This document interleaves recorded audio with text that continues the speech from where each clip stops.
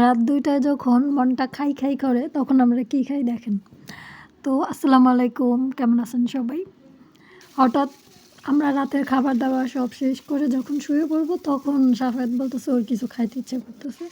কিন্তু কি খাবে বলতে পারে না। মানে কিছু খাবে, কিছু খাবে। তো আমারও একটু ইচ্ছে করতেছিল যে কিছু একটা খাই। তো হঠাৎ ভাবলাম যে তাহলে আমরা চিকেন রোল বানাই। তো যার জন্য রাত ২টায় আমরা চিকেন রোল বানানো শুরু করলাম।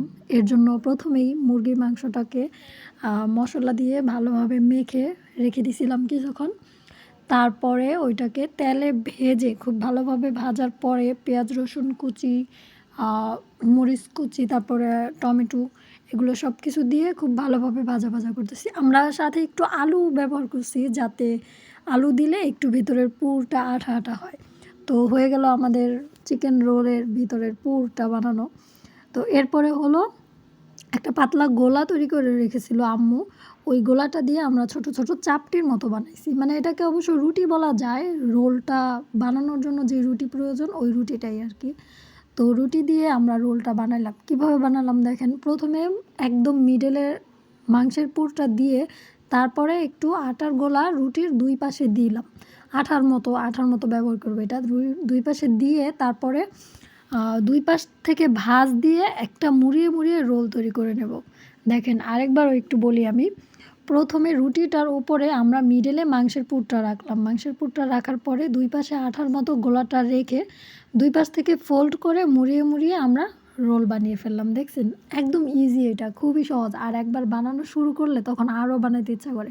মানে আমি বানাইতে আমার খুব ভালো লাগতেছিল। আমার ইচ্ছা করতেছিল আরও বানাই। প্রায় ২০টার মতো বানাইছি আমরা। তো আমার মনে হইতেছিল যদি আরও রুটি থাকতো বা আরও পুর থাকতো আমি আরও কয়েকটা এভাবে বানায় রাখতাম। আমার খুব ভালো লাগতেছিল বানাইতে। তো এই তো দেখেন আমার রোল বানানো হয়ে গেছে, এখন ভাজার পালা। তো ভাজার জন্য প্রথমেই আটার গোলার মধ্যে একটু চুবাই, তারপরে ওইটাকে আমরা কোটিং করি ব্লেন্ড করে মুড়ির গুঁড়া দিয়ে।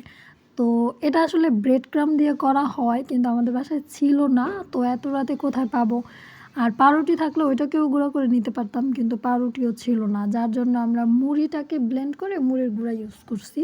তো যাই হোক এটার জন্য উপরে একটু ক্রিস্পি হবে এর জন্যই। তো আমাদের রোল ভাজা হয়ে গেছে প্রায়, আর অনেক রাত হয়ে গেছিলো তো বাচ্চারা কান্নাকাটি শুরু করে দিছে। তো কী করবো, এর জন্য ২টা কড়াইতে তেল দিয়ে ২ চুলায় বসাইছি যাতে তাড়াতাড়ি হয়। তো ২ চুলায় বসানোর পরেও প্রায় অনেক রাত হয়ে গেছে। তো এইভাবেই হয়ে যাচ্ছিলো আমাদের চিকেন রোলগুলো, একদম মচমচে হয়েছে। উপরটা যেরকম ক্রিস্পি ভিতরটা ঠিক ওই রকমই, মানে সফট জুসি হয়েছে। অনেক মজা হয়েছে। বাইরের দোকানের থেকেও অনেক মজা হয়েছে।